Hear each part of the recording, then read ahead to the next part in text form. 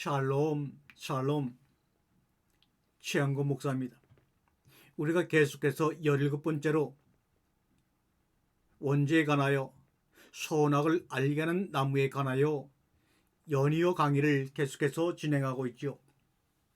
오늘은 창세기 장 8절 주 하나님이 동쪽에 있는 에덴에 나무를 심으시고 동산을 일구시고 지으신 사람을 거기에 두셨다.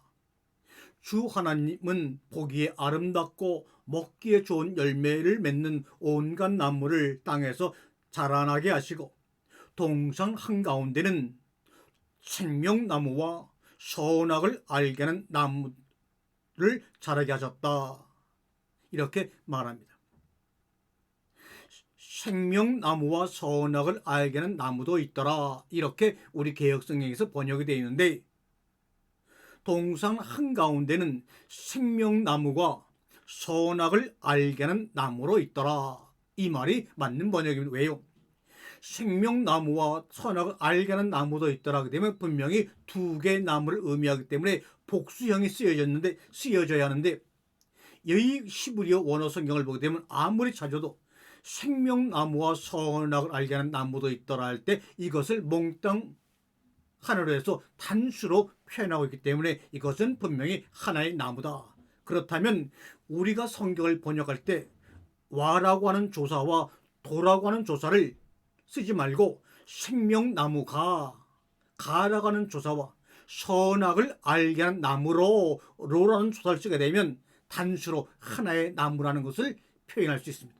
생명나무가 선악을 알게 하는 나무로 있더라. 아멘. 이 말씀을 여러분 곰곰이 한번 꽃을 보듯이 한번 향기도 맡아가면서 한번 유심히 보게 되면 이 말이 이렇게 나비처럼 꽃피어 날아가는 것을 볼 수가 있습니다. 뭐냐? 죽음 속에 꽃피는 생명. 죽음과 생명을 하나로 본 겁니다. 죽음 속에서 피어나는 생명. 이렇게 꽃들이 날아가면서 저에게 그 속에 있는 뜻을 가르쳐주는 것을 느끼고 감격하며 박수를 쳤습니다. 나비야, 나비야, 고맙구나, 고맙구나. 오늘도 여러분과 이렇게 말씀을 나누고 가르침을 나누는 것은 여러분의 그릇이라는 그 통을 채우는 것이 아닙니다. 여러분의 머리에 지식을 채우는 것이 아니라 어두워진 마음속에 불을 밝히는 것이요, 여러분 속에 있는 세상의 모든 것들을 다 토에 내게 만드는 그러한 망치의 역할을 합니다. 불을 밝힌다고 하는 것은 작은 촛불을 보더라도 촛불이 자기의 심지를 태워가면서 자기 자신을 점점 태워가고 비워감으로 말미암아 불을 밝히는 것이죠.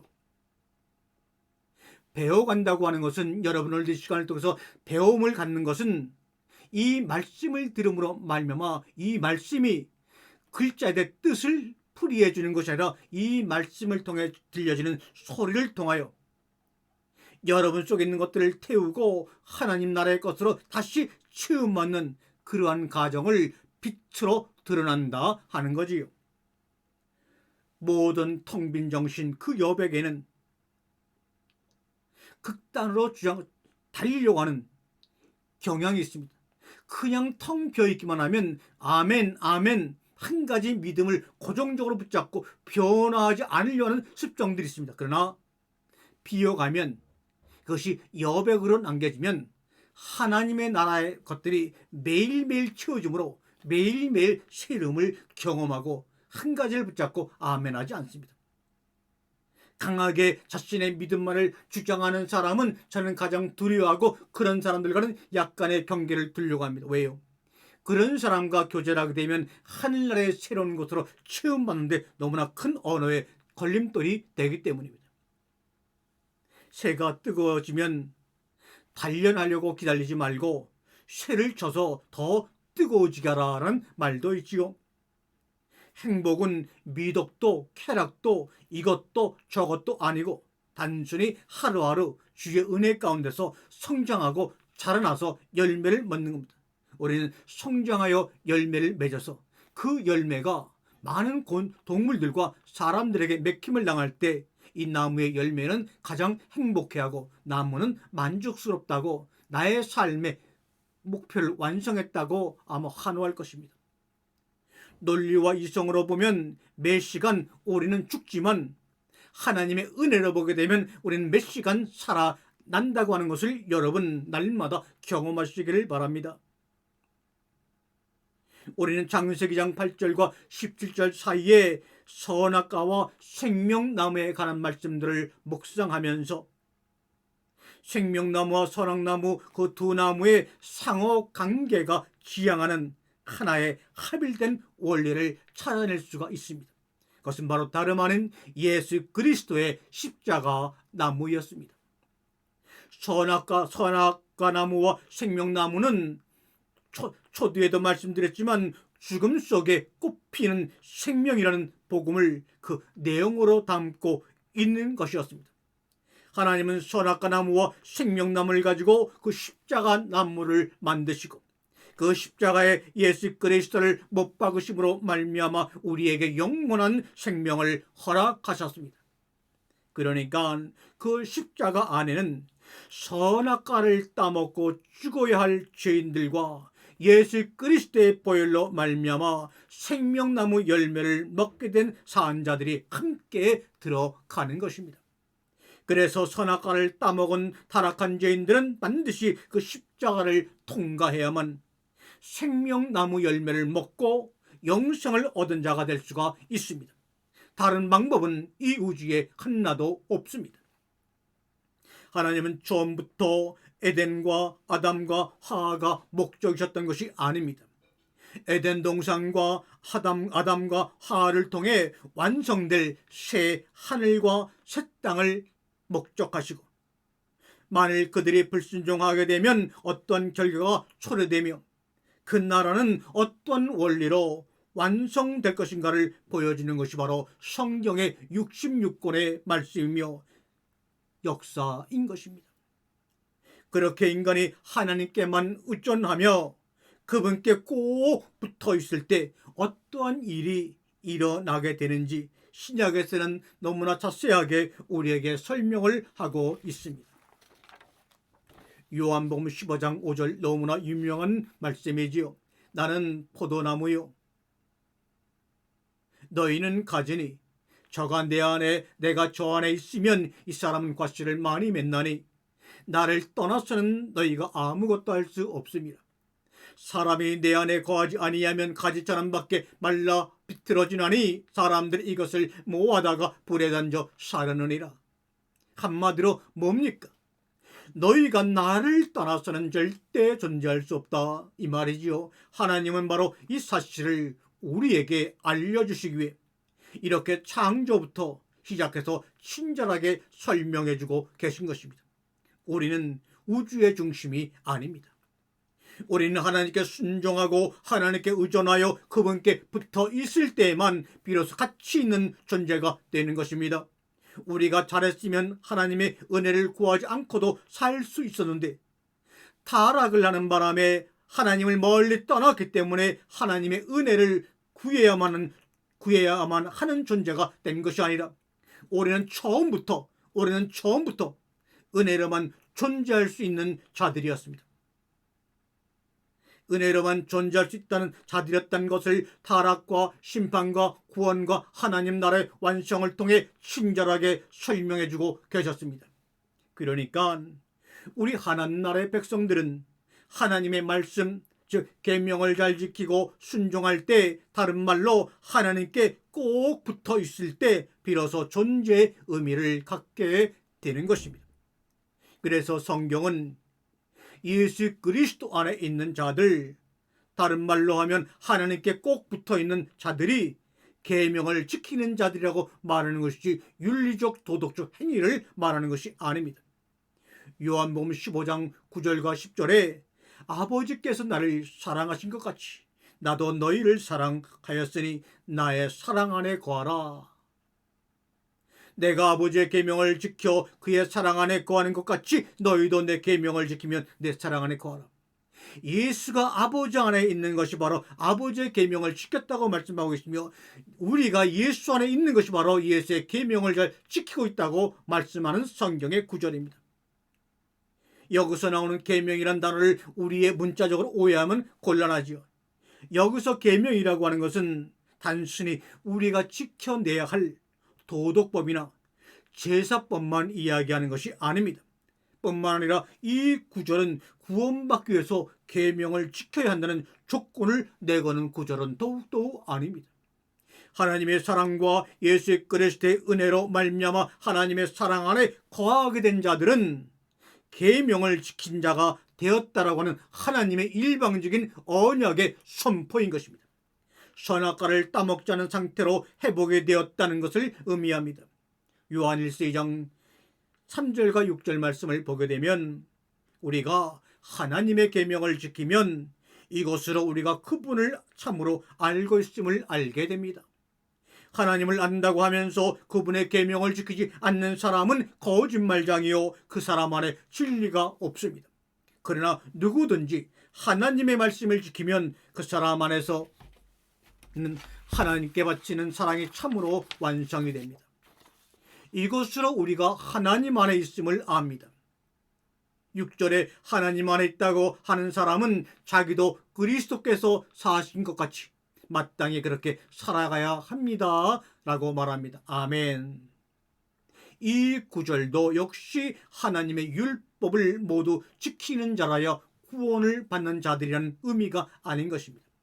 이 구절들도 하나님의 은혜를 받고 그분 안에 거하게 된 자들은 이제 선악과를 따먹지 말라는 명령을 지켜낸 하나님 백성으로 회복된 자, 다시 말해 계명을 지킨 자가 된 것이라는 복된 소식을 선포하는 복음의 구절입니다.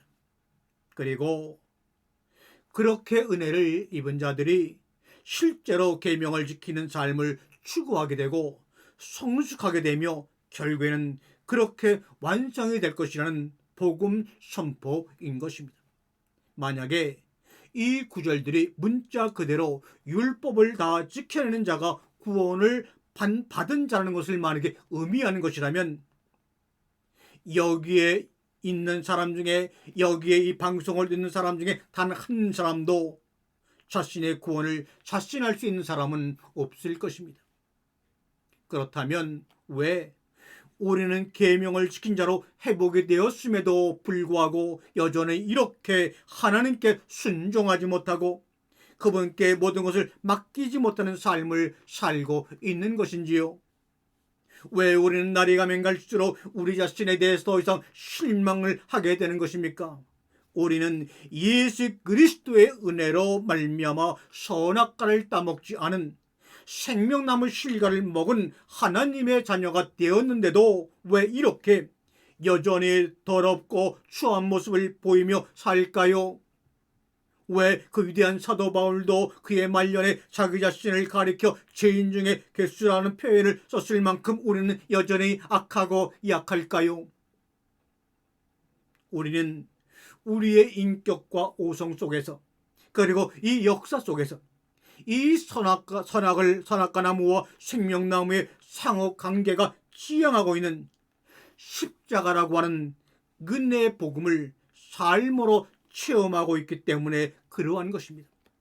우리는 영적으로 완성된 그 현실을 인격과 오성 속에서 육으로 몸으로 경험하여 체득하는 과정을 반드시 이 땅에서 살면서 통과해야 하기 때문입니다. 우리는 예수를 믿자마자 성자로 변하지 않습니다. 우리는 그때부터 왜 인간은 선악과를 따먹을 수밖에 없는 존재인지를 나의 모습 속에서 발견하게 되는 것입니다. 이것을 발견하고 인정하는 시간이 그렇게 짧지 않다는 것을 명심하십시오. 그래서 여러분이 구원을 받았다고 하면서도 여러분에게 그렇게 자주 날마다 실망하시는 것입니다. 아니, 때로는 절망까지 하시는 것입니다. 우리는 복음을 알면 알수록 우리 속에서 나올 것은 쓰레기밖에 없다는 것을 더욱더 깊이 체험하며 토로하게 됩니다. 왜냐하면 영안이 밝아지면 밝아질수록 나라는 존재가 점점 명확하게 보여지기 때문입니다. 우리는 그렇게 지옥까지 내려가는 것입니다. 그럴 때 우리는 내 삶에 은혜가 없으면 난 도저히 불가능한 존재라는 깊은 자각을 하는 것이고, 이것이 바로 선악과의 현상입니다. 그 절망은 우리를 생명의 열매이신 예수 그리스도께로 인도하게 됩니다. 그래서 하나님은 우리가 우리 자신에 대해 자주 실망하고 절망하도록 아시면서도 놔두는 것입니다. 여러분은 여러분의 인생 속에서 아담이 되는 것이고 가인이 되는 것입니다. 그래서 그 죄가 주는 참담함을 이 땅을 살면서 맛보아 하늘나라를 소망하게 되는 것입니다. 아멘. 그러나 여러분은 또 여러분의 인생 속에서 아브라함이 되고 바울이 되어 하나님의 은혜를 경험한 자의 행복 또한 경험하시게 될 것입니다. 이것이 바로 어둠과 빛이요 선과 악입니다. 선악과와 생명나무 열매를 여러분의 인생 속에서 여러분의 삶으로 직접 맛보시는 것입니다. 그렇게 선악과 나무와 생명나무를 삶으로 살다 가신 분이 계시죠. 바로 예수 그리스도입니다. 우리 주님은 유한의 세를 받으심으로 우리와 연합되셨음을 보여주셨습니다. 그리고 그분은 우리의 지혜가 되셔서 선악과를 따먹은 자가 겪는 암흑 속에 던져주셨습니다. 선악과를 따먹은 아담과 하와가 여호와의 동산인 에덴에서 쫓겨나 세상이라는 땅에 갇혔던 것처럼 주님은 지옥이라고 하는 감옥에 갇히셨다가 하나님의 은혜로 그 무덤 속에서 다시 살아나신 것입니다.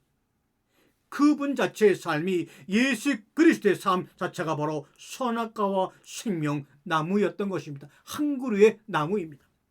여러분 예수님은 하나님이셨음에도 불구하고 그분이 무덤 속에 들어가셨을 때 성부 하나님께서 은혜로 다시 살려내지 않으셨으면 영원히 무덤 속에 계셔야 하는 지경까지 자기 자신을 낮추신 것입니다.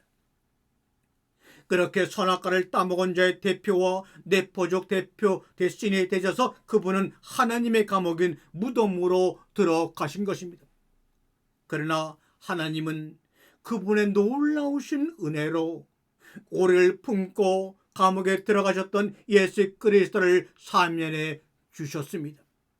주님은 그 선악과와 생명나무의 삶을 그대로 살다 가신 것입니다. 사랑하는 성도 여러분 왜 예수님의 무덤을 천사가 열었는지 아십니까?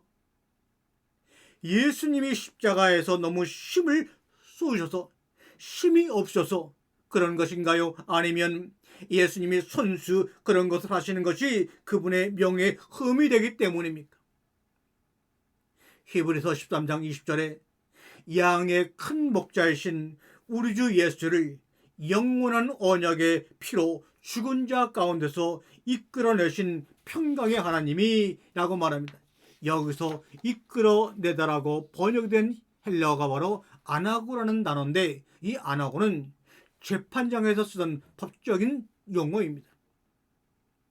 사도행전 16장 37절에 보게 되면 바울이 이르되 로마 사람인 우리를 죄도 정지 아니하고 공중 앞에서 때리고 옥에 가두었다가 이제는 가만히 우리를 내어보내고자 하느냐?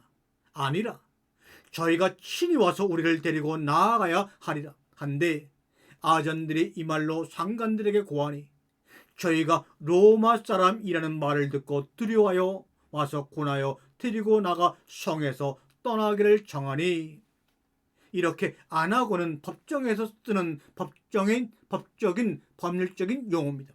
그러니까 하나님께서 천사들을 시켜 예수님의 무덤을 열고 예수님을 이끌어내시는 장면을 연출하신 것은 예수님께서 선악과를 따먹고 지옥에 갇혀버린 아담처럼 그분의 백성들과 함께 죄인의 자리인 죽음이라는 감옥에 들어가셨다가 간수에 의해 풀려나는 그 모습을 당시 히브리 사람들의 언어와 간습을 사용해서 그림으로 표현한 것입니다. 예수 그리스도는 하나님의 계명을 어기고 선악과 따먹은 죄인들이 겪어야 할 암흑을 겪으시고 하나님의 은혜로 생명의 부활을 육신을 입고 경험하신 것입니다. 우리가 바로 그 예수의 삶을 그대로 살다가 이 땅을 가는 겁니다. 우리는 복음을 살다가 가는 것입니다. 그 복음이 우리의 삶 속에서 깊이 경험되면 되어질수록 우리는 하나님의 은혜가 아니면 언제든지 선악과를 따먹을 수밖에 없는 티끌 같은 우리의 존재에 대해 깊이 인식하게 되는 것이고, 그때 우리가 생명나무 열매를 먹을 수 있는 유일한 길은 하나님의 은혜를 의지하지 않고는 절대로 불가능한 것이라는 것을 인식하게 되는 것입니다.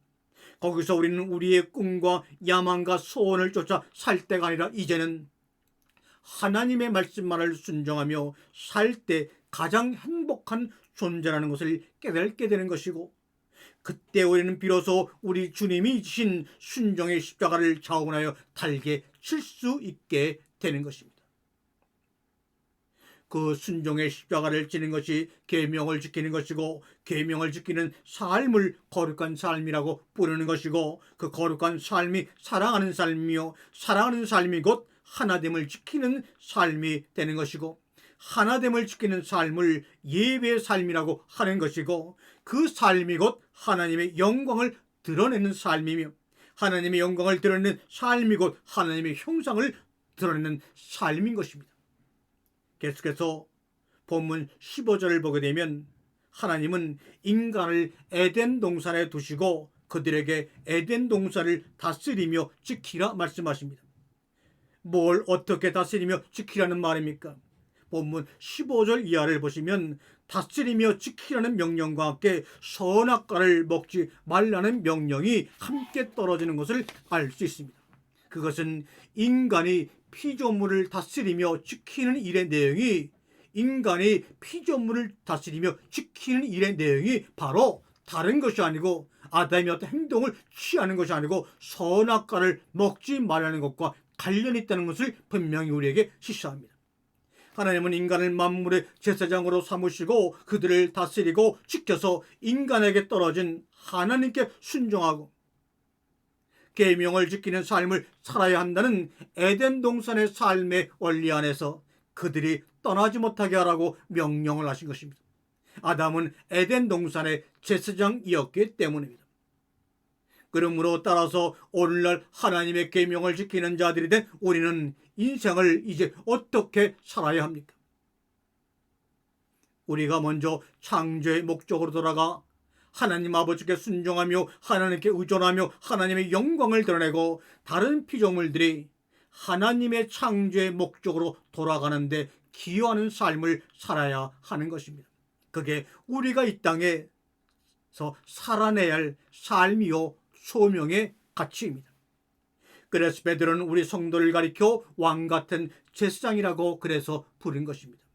우리는 다른 존재들을 하나님의 말씀 안에서 다스리며 지켜내야 하는 제사장의 삶을 살아야 하는 자들이기 때문입니다. 성경은 이렇게 티끌에 불과한 자들을 하나님께서 어떻게 보석 같은 하나님의 자녀로 만들어내시는가를 설명하는 책입니다. 그 이야기가 창세기부터 요한계시록까지 하나님의 언약으로 채워져 있는 것입니다. 그러니까 성경 전편에는 내가 반드시 나의 은혜로 특별히 너희들에게 생명나무 실과를 먹게 하겠다는 하나님의 언약이 흘러 넘쳐나는 것입니다. 그래서 성경을 신약과 구약이라고 부르고 있는 것입니다. 여러분, 우리가 이러한 하나님의 크신 사랑 앞에서 어찌 감격하지 않을 수가 있겠습니까? 그리고 그 엄청난 사랑 앞에서 무엇을 더 달라고 땡깡을 부리며 기도하시겠습니까? 여러분, 하나님께서 인간을 창조하시고 에덴을 창조하셨지요. 그러면 하나님께서 그 에덴을 창조하실 동안 아담은 어디에 있었을까요? 하나님께서 하나님 백성들을 애굽에서 끌어내어 홍해를 건너게 하시고 흙에서 올라오게 하신 후 약속의 땅 가나안으로 끌고 들어가시는 모습과 아담이 흙에서 올라와 에덴 동산이 놓이게 되는 모습을 한번 비교해 보시길 바랍니다. 크로즈해 보시기를 바랍니다. 정확히 똑같은 이야기입니다. 그런데 출애굽기에서는 그 과정을 이렇게 우리에게 말씀하고 있습니다. 출애굽기 19장 4절에 나의 애굽 사람에게 어떻게 행하였음과 내가 어떻게 독수리의 날개로 너희를 업어 내게로 인도하였음을 너희가 보았느니라. 아멘.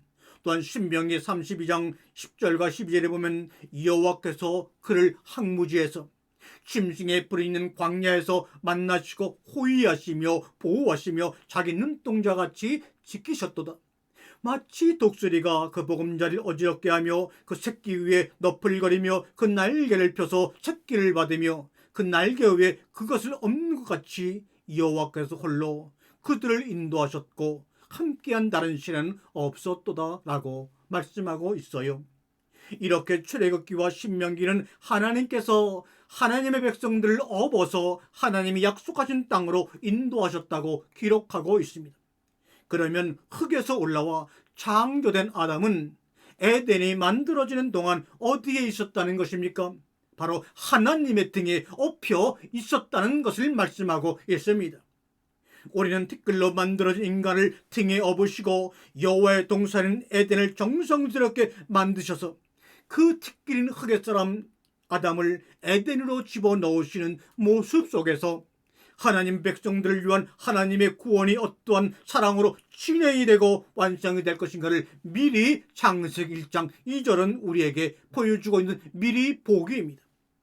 이렇게 우리는 에덴 동산에서도 요한계시록을 볼 수 있는 것이고 그 크신 사랑으로 자기 백성들의 구원을 이루시는 하나님 아버지의 모습을 볼 수 있는 것입니다. 여러분, 그렇다면 이제 티끌에서 하나님의 자녀로 창조된 여러분은 지금 어디에 계십니까?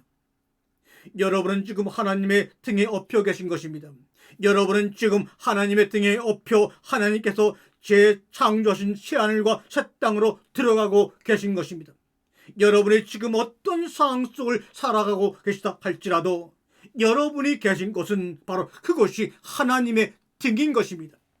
내 상황만 바라보면 여기가 정말 하나님의 나라인지 하나님의 정말 등에 엎여 있는 것인지 의심할 것이라는 생각도 이해가 됩니다. 그러나 분명한 것은 여러분이 계신 것은 하나님의 등에 엎여 있는 것입니다. 여러분, 이스라엘의 광야에서 하나님께 얼마나 혼이 났는지 아시지요? 그런데 하나님은 내가 광야에서 너희를 업어서 인도했다라고 말합니다. 우리는 하나님께 혼이 났다고 생각하는데도 불구하고 하나님은 그 이야기에 인간들의 고백에 개의치 아니하시고 내가 광야에서 한시도 너희를 떼어놓지 않고 내가 업어서 너희를 인도했다고 말씀하시는 아버지 하나님, 그 말은 우리가 당하는 어떤 모양의 환난과 고통도 모두 다 우리를 완성하시고야 마시겠다고 하는 하나님의 사랑과 배려에서 주어진 것이라는 것을 의미하는 것입니다. 그러나 하나님은 우리를 징계하시고 연단하실 때에도 우리를 얻고 계신다는 것입니다. 그러니까 감사한 마음으로 지금의 상황에 만족하며 잘 이겨내시기를 주님의 이름으로 축원합니다. 거기가 바로 사랑하는 우리 아버지 하나님의 어깨요 등입니다. 우리는 그렇게 선악과를 따먹고 죽을 수밖에 없었던 자들입니다. 그런데 이게 웬 은혜입니까? 어느 날 눈을 떠보니 나를 등에 업은 사랑의 하나님께서 생명나무의 열매를 내 입에 물려주시며 먹으라고 하시네요. 그리고 간수들을 보내어 우리가 갇혀있던 그 죽음이라는 세상 감옥에서 우리를 이끌어내 주셨습니다. 아멘. 그게 바로 에덴 동산에 숨어있는 복음의 이야기입니다. 그래서 우리는 어떠한 상황 속에서도 기뻐 어쩔 줄 모르는 하나님의 백성 자녀가 된 것입니다. 여러분이 다른 것으로 여러분의 만족을 삼으려고 하지 마시고 그 은혜의 하나님과 은혜의 복음으로 날마다 행복해 하시고 기뻐하시고 감사하십시오. 절대로 여러분의 상황에 무릎 꿇지 마세요. 그리고 여러분을 괴롭히고 무시하고 안하무인으로 대하는 자들을 오히려 측은히 여기시기 바랍니다. 여러분의 삶을 불편하게 하고 힘들게 하는 가난을 향하여 외치십시오. 고맙다고, 가나나 고맙다고, 너로 인해 하나님 말씀을 알게 되었고 깨닫게 되었다고 가나나 고맙다 외치십시오. 그들은 가나는 그렇게 여러분을 연단하고 성숙시키는데 잠시 쓰이다가 지옥불에 떨어질 인간들이요 환경일 뿐인 것입니다. 그들을 미워하지 마십시오. 불쌍한 자들입니다. 우리를 위한 하나님의 소품들인 것입니다. 그러한 소품 환경들 때문에 여러분의 거룩에 흠집을 내지 마십시오. 그저 허허 웃어주십시오. 왜요? 여러분은 바로 보석이니까요. 여러분이 하나님 나라의 주인공이고 하나님 앞에 하나밖에 없는 유일한 아담이기 때문입니다. 아멘.